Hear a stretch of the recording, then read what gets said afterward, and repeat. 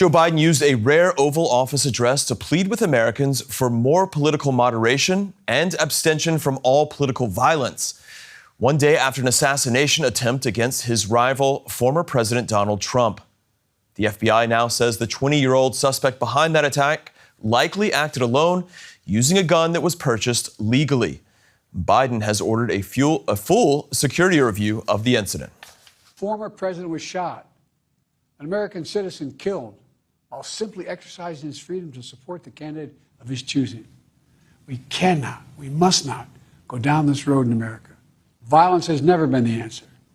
Whether it's with members of Congress of both parties being targeted and shot, or a violent mob attacking the Capitol on January 6th, or a brutal attack on the spouse of former Speaker of the House, Nancy Pelosi. There is no place in America for this kind of violence, or for any violence ever. Period. No exceptions. We can't allow this violence to be normalized. It's time to cool it down. We all have a responsibility to do that. All right, let's go to our correspondent Janelle Dumalaon in Washington for more. Janelle, Biden there with an appeal to lower the temperature. Months, however, before this hotly contested presidential election. What stands out in this address?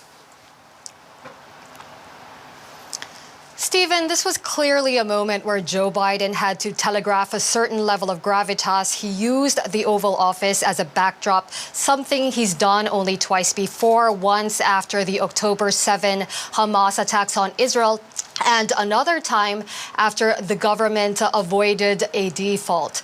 Now, this time around, his message followed the line that he has been trying to tread since this attack happened. A message advocating for unity, a message condemning political violence, an appeal to the American people to find peaceful ways to resolve political disagreements and restore civility to their political discussions. He also framed this assassination attempt on Donald Trump as part of a larger alarming trend of political violence. He sees it as an event that follows on from the January 6th attack on the Capitol, on the assault of former House Speaker Nancy Pelosi's husband, Paul Pelosi, the attempted kidnapping of Michigan Governor Gretchen Whitmer. So this is the message that he has been trying to say. It is basically enough is enough. It is time to cool things down, and that has to happen now. Janelle, it's only been one day since this attempted assassination. Can we say at this point whether, in fact, we're seeing efforts from these political actors to calm things down?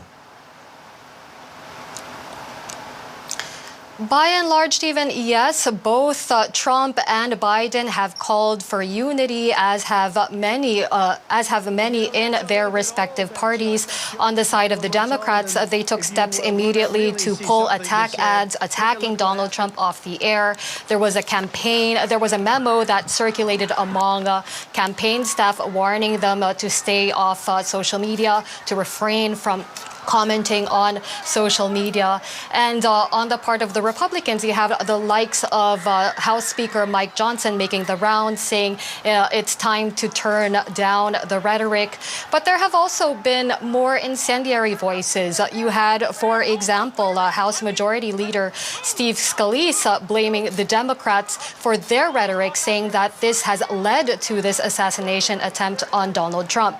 But what will be key is what Donald Trump has to say at the RNC. Will he become with a message? Will he be coming with a message of calm and reconciliation, or will he be coming with a battle-ready call to action? So this is something Donald Trump will be able to do a lot in order to really lower that temperature. It remains to see if that is the course of action he will choose to take.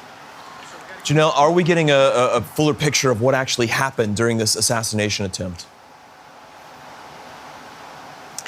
Well, details have been trickling in, but this is far from a complete picture. We know a little bit more about the shooter, Thomas Crooks, 20 years old from Pennsylvania, employed at a nursing home. The FBI believe he acted alone. But of course, many questions still remain as to how he managed to do what he did, how it was that he managed to get up on that roof, stay on that roof, and be able to shoot at Donald Trump. What security failure, if any, did he manage to exploit? Those are the questions that remain still very much at the heart of this investigation. Janelle Dumalaon in Washington, thank you. All right, I'm joined now by political strategist Julius van der Laar from Washington. Julius, welcome to the show. We know that both President Biden and Donald Trump are now appealing for unity, but how likely is that after the shooting? Well, I think it's a smart reaction and an appropriate reaction, first and foremost. We had the former president to, of course, address his supporters via email, via text messages. I'm just going to read from it. It says, I truly love our country and I love you all. And I look forward to speaking to you from the great nation this week from Wisconsin. So he's, of course, addressing the nation and his supporters, saying we should all come together. And I think that's a smart message for Donald Trump. Why?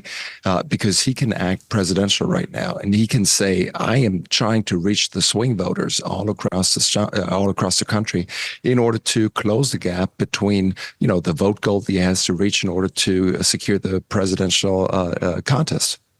To what extent is he really speaking to undecided voters here and not directly to his base? Obviously, we saw some of those images there, very strong of him, defiant after he got up, after being wounded. Does that really have an impression on voters across the board, or does it sort of cement his status with his followers mostly? Well, I would imagine that his support among his base is cemented. They have been behind him from the very beginning. They have always been behind Donald Trump. But right now is about expanding the base. And I think he's got a unique opportunity. If you go back to previous presidential shootings, think about 1981, Ronald Reagan was shot. What happened in the aftermath? There was some sort of rally around Reagan effect when his polls went up 10, 12 points. And I think there's a chance for Trump that if he addresses this the right way, that he will see similar results coming up. We can also say Reagan was much more seriously wounded in that attempt as Trump was in this one, or appears to have been wounded. The Republican convention is about to get underway. What will that mean for Trump's message following this, what the FBI is calling an attempted assassination, of course? Well, again, I think the question is which Trump shows up. There could be the defiant Trump. There could be the angry Trump. There could be the Trump that we've seen before at Republican conventions where there were speeches like the American Carnage speech.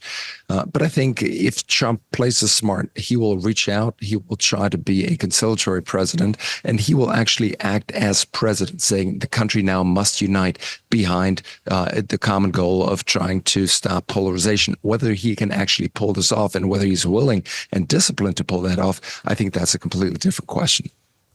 We know that in recent weeks, the Biden campaign has actually been under much more pressure because of its candidate.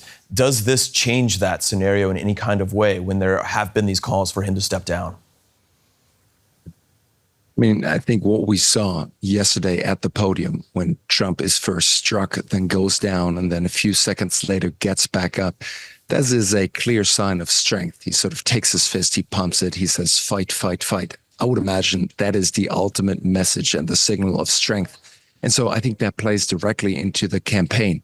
If you contrast that to President Biden, he has, of course, been weak over the last couple of weeks, or at least appeared weak after the debate, during the debate, and of course, during the NATO summit as well. So I think it goes straight to the center and the core of this campaign.